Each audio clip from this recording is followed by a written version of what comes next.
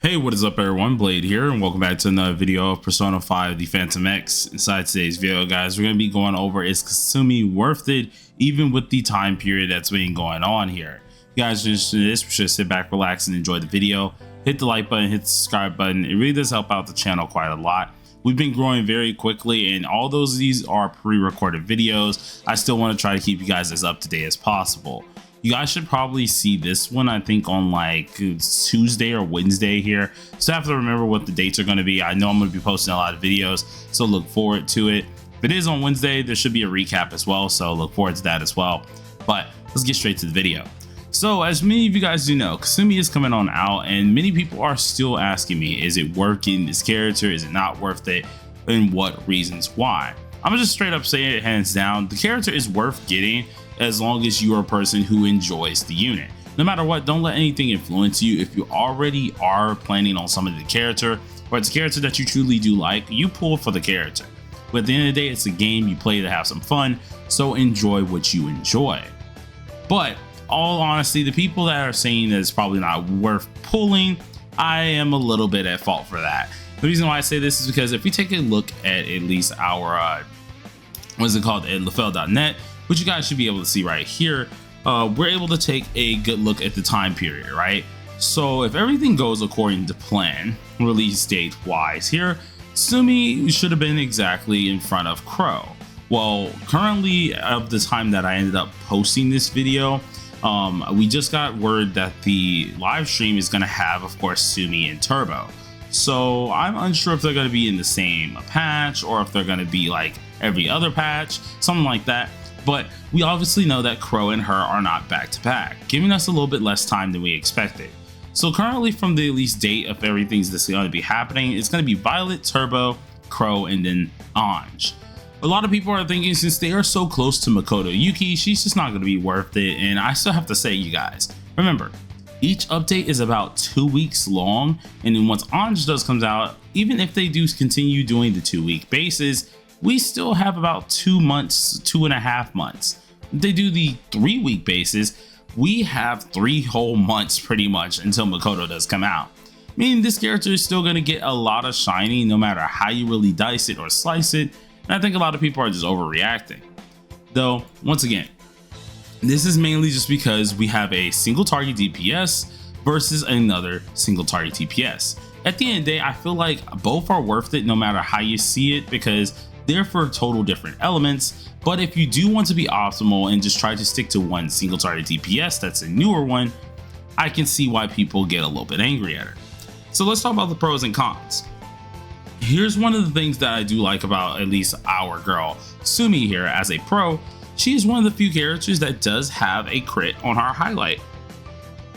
Not every character has something like this. I think the first character that has something like this on global is actually the twins, which is kind of wild to see it because we don't really see many characters be able to crit on highlight, and she's actually able to do this. So it's a huge pro to see that the character is able to do something like this and really get off some more damage. Another good pro about this is she's somewhat flexible with her team. Her team is already characters that we do have a lot of, being at least characters such as Futaba or Cord. So the only thing you're really going to be altering around is probably your buffer, and even then, she has a 4-star buffer that can work with her at all times. So it's another pro on her side whenever we want to think about it or look at it. And then lastly, the best pro above them all to me is you don't really need her 5-star weapon. Her 5-star weapon is amazing, in which it does help you out in the damage department, but her 4-star is actually pretty darn good as well. So I mean, like, you don't really have to worry about it. But with our pros does come a little bit of cons. And the main cons that this character does have is, one, she is only used with Cord, right? She's only going to be usable with those type of characters, and she doesn't really come all too back too often, but every now and again she gets her line in the spotlight, which I think recently happened on TW. The second con would be she is a 3-turn DPS rather than a 2-turn DPS, meaning how often you're going to get off your DPS in general, or the big amount of damage, is way lower than most likely Makoto Yuki, which is another reason why people keep comparing the two. And then 3, later down the line, we get a character called Luce Noct, or Luce Nocturnal, in which this character himself, even though he is an AoE DPS, he can outshine her heavily even in the single target DPSing compartment. So a lot of people are already worried on that, and it kind of makes some sense. But at the end of the day, I do say that both characters are actually worth it in their own right, seeing that of course she is a blessed single target DPS, and the only blessed single target DPS that we do have, she does make herself insanely worth. But to some people, she's not always the best. I look at it like this: if you do like the character, go ahead and pull for the character. If you don't like the character, go ahead and don't pull for the character. Just be sure to plan your pulls wisely. At the end of the day, the not worth it aspect, especially for Sumi, is kind of wrong. It's all based on your personal opinion on this here, and personally for me, I wouldn't pull for it because I have other plans.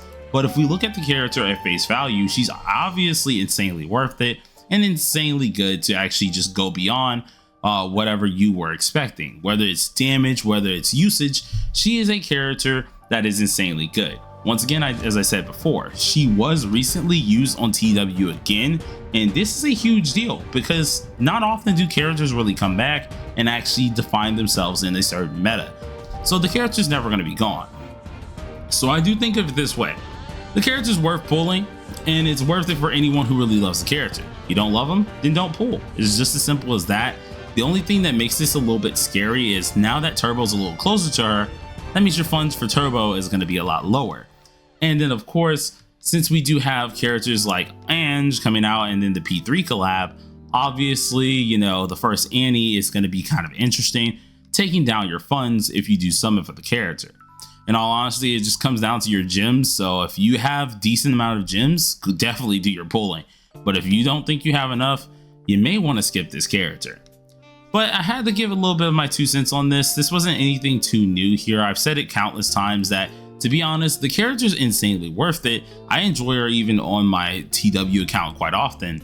Every now and again, I revisit her and try to use the character a little bit, and she honestly isn't bad at all. She still does some crazy damage markers, like hitting around 4 mil, I think I ended up hitting earlier, and she's really good.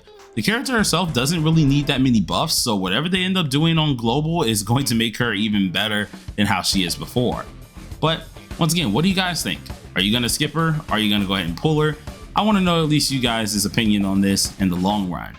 And hopefully on the day that you do see this, we actually have some confirmed stats with how she's gonna be performing on global. So till then, everybody, thank y'all for watching the video, and also hit the like button, hit the subscribe button. It really does help me out in the long run. We're going to continue posting as many videos as P5X while I'm still doing my 7 Deadly Sins grinding. So don't think that I'm leaving you guys in the dust. Still got a lot of love for you all, so I'll talk to you guys soon. But for now, peace on out.